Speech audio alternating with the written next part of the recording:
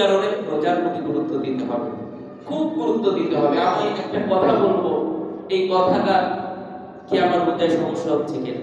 রোজার ভিতরে রোজার শত্রু, সবচেয়ে বড় শত্রু কি জানেন? আমি আগেও বলেছি, রোজার সবচেয়ে বড় শত্রু কি? রোজার সবচেয়ে বড় শত্রু হচ্ছে গীবত। রোজার সবচেয়ে বড় শত্রু কি? গীবত।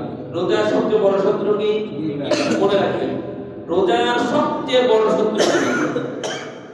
আপনি অন্য পাপ কাজ করেন, সেটা তো পাপ অবশ্যই, কিন্তু রোজার ক্ষেত্রে রোজার সবচেয়ে শত্রু হচ্ছে কি? কারণ কারণ কি?